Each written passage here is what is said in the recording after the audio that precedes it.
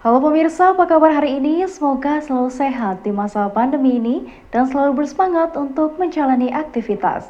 Bagi pemirsa yang harus tetap bekerja di luar rumah, jangan lupa menggunakan masker. Hari ini program Berita News Point hadir menjumpai Anda bersama saya, Amirah Dinda. Selama 30 menit ke depan, News Point akan menyajikan berita terbaru seputar Universitas Brawijaya dan Malang Raya. Jangan kemana-mana, keep on our channel News Point.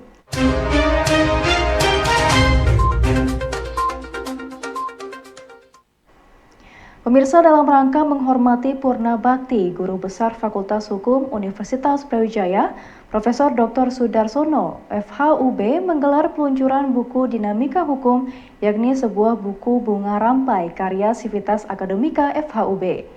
Dekan FHUB, Dr. Muhammad Ali Safaat, menyampaikan bahwa Profesor Sudarsono sebagai guru yang rendah hati dan sabar dalam membimbing mahasiswa patut diteladani, dan peluncuran buku Dinamika Hukum sebagai penghormatan pada Profesor Sudarsono diharapkan dapat memperkaya khasanah keilmuan dan memperkuat tradisi akademik yang bermanfaat pada pembangunan hukum di Indonesia.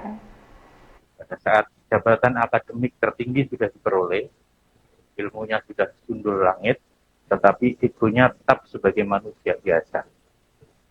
Pada saat menjadi seorang guru atau seorang dosen yang fungsi utamanya sebetulnya adalah mengarahkan dan mendorong mahasiswa, seringkali kita, atau setidaknya saya, itu lalu diganggu atau didistrupsi dengan fungsi untuk menghakimi mahasiswa.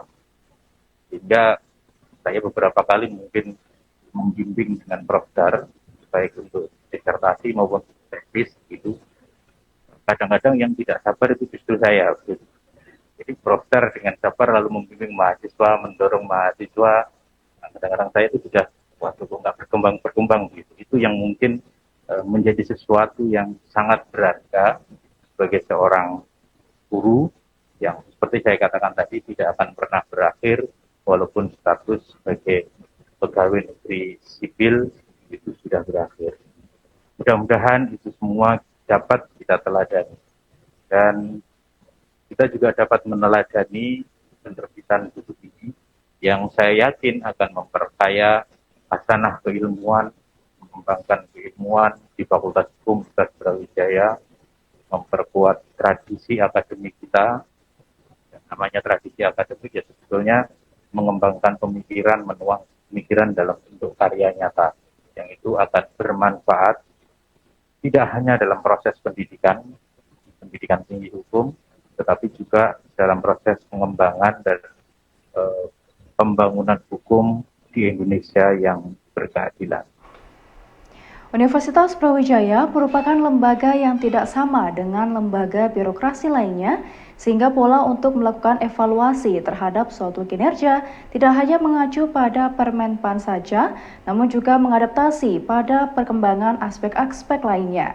Menurut Ketua Bidang SDM UB, Profesor Soleh Hadi Pramono, profesionalisme memiliki 3 parameter, yakni knowledge, experiences, and good mental attitude, agar para karyawan dapat menjalankan tugas dan fungsi sebagaimana mestinya. Jadi di SDM itu adalah ingin memberikan suatu pelayanan yang bertumbuh pada suatu statement berakhlak ya, yang merujuk pada Permenpan nomor 6 tahun 2022. Harapannya ini adalah untuk meningkatkan kinerja pegawai yang dilihat dari berbagai aspek ya, bukan sekedar aspek fungsionalnya saja, tetapi dari aspek-aspek yang lain yang mengarah kepada humanistis gitu ya, sehingga betul-betul bisa meningkatkan kinerja dengan baik. Profesionalisme itu kalau sederhananya kita kan ada 3 parameter ya. Satu adalah adanya suatu knowledge yang dia miliki, yang kedua adanya suatu experiences yang harus dia miliki, yang ketiga adalah good mental and attitude. Tiga hal itu harus melekat pada diri pribadi untuk bertindak secara profesional di dalam melaksanakan di masing-masing tugas dan fungsinya. Ya, saya kira ini yang bisa saya sampaikan ya.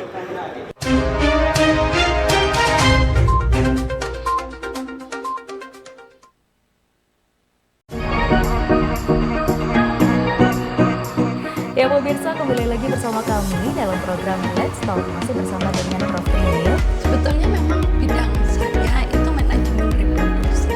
Ya pemirsa, kembali lagi bersama kami dalam program Let's Talk, masih berbincang dengan tema ekowisata bersama. Ekowisata ini sebenarnya konsep baru. Jadi konsep ini lahir setelah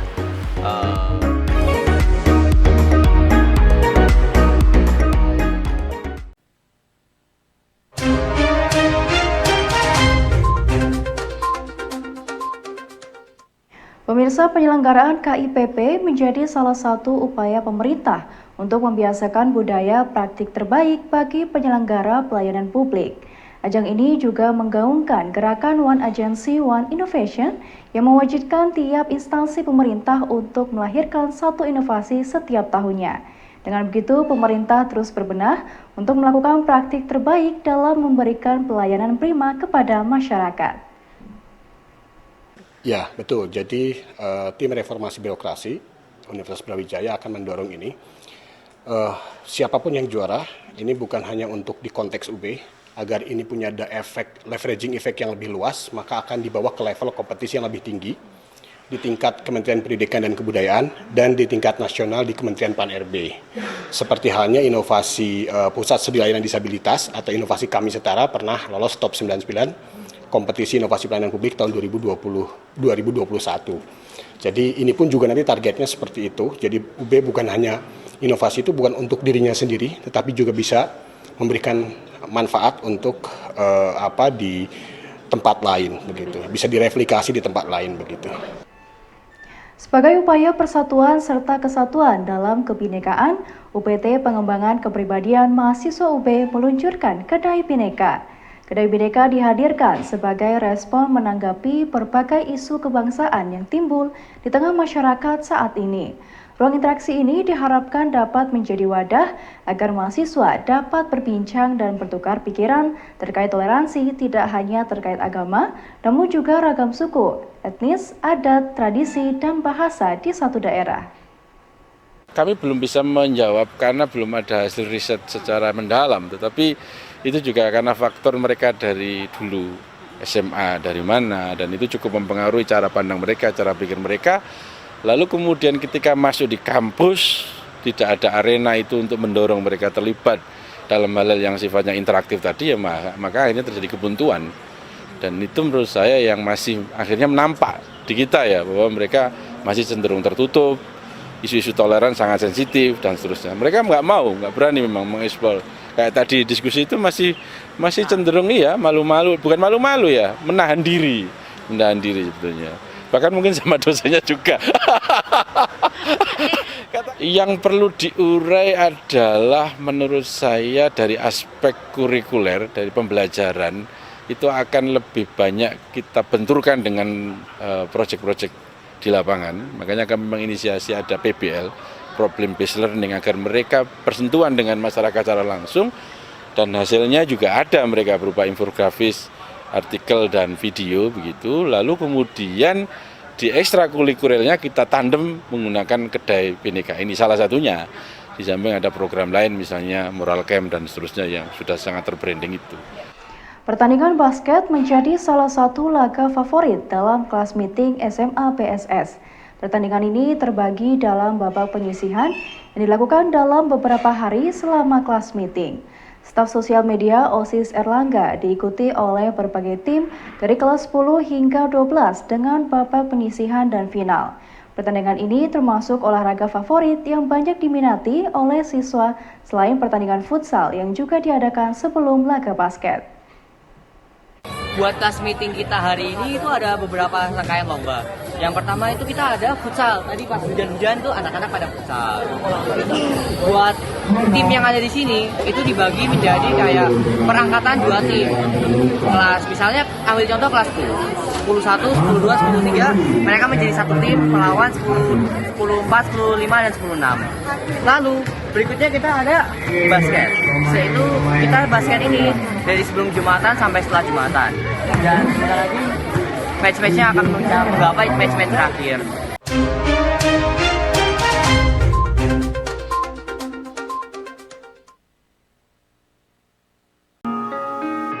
Ya, mana yang kau pilih? Memberi perhatian atau berusaha tak peduli? Dan mana yang lebih melelahkan, berjuang atau melupakanmu kini? Salahkah kau berpura-pura untuk mendapatkan perhatianku? Aku tak peduli, ku tak tahan lagi. Ku sudah tak punya waktu untukmu lagi.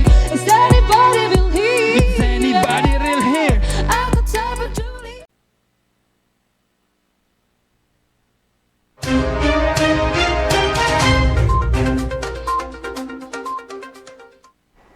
Pemirsa, musim hujan tidak menyurutkan siswa SMA BSS untuk mengadakan lomba permainan air dengan tema water party. Acara yang merupakan rangkaian kelas meeting ini berlangsung seru karena membutuhkan kekompakan dan strategi untuk terhindar dari tembakan air. Staf Medsos OSIS SMA BSS Erlangga menjelaskan bahwa water party ini menjadi kegiatan yang favorit bagi siswa. Water party terdiri dari 3 jenis dan yang paling seru ialah water shoot atau perang air antar kelompok siswa. Kita juga ada yang namanya water party hari ini. Untuk water party sendiri, kita mempunyai beberapa rangkaian lomba seperti yang pertama itu ada slippery bowl. Slippery bowl ini kita itu seperti melepaskan kaos kaki, tapi dengan tim sambil mengangkat baskom berisi air yang mana jika misalnya di tim itu mengalami semacam ketidakseimbangan, maka hukumannya adalah pencipratan air tadi. Dan selanjutnya kita punya water shoot. Jadi kita kayak tembak-tembakan menggunakan pistol air, dan timnya nanti kayak dikasih semacam kardus sebagai sasaran tembak. Bagi pecinta olahraga, khususnya futsal, dapat bergabung dengan komunitas futsal Malang. Pendiri komunitas futsal Malang, Azalvini, menyampaikan bahwa komunitas ini menjadi wadah untuk saling berbagi informasi seputar futsal dan mencari lawan sparring atau tanding. Komunitas futsal ini menggambarkan banyak hal, khususnya kabar baik di dunia futsal dan sepak bola. Futsal Malang sendiri ini adalah sebuah media lokal dan wadah bagi teman-teman untuk bermain bola dan futsal khususnya di Kota Malang, dan tentunya kita sudah memiliki beberapa cabang, ada di Semarang, ada di Bekasi, dan juga ada di Bali. Itulah cabang-cabang dari Info Futsal yang tersebar di beberapa daerah di Indonesia khususnya. Untuk komunitas ini sendiri bernama Info Futsal, jadi mengabarkan banyak hal, khususnya kabar-kabar baik di dunia perfutsalan dan juga sepak bola tentunya, karena kita semakin berkembang saat ini. Dan juga nama tim bentukan komunitas kita sekarang adalah IFUMA FC dan juga IF Bali untuk yang berdomisili di Bali itu tentunya. Baik pemirsa, informasi tadi sekaligus menutup perjumpaan kita hari ini. Jangan lupa saksikan News Point setiap hari pukul 19.30 waktu Indonesia Barat hanya di BTV, Televisi Pendidikan Universitas Brawijaya.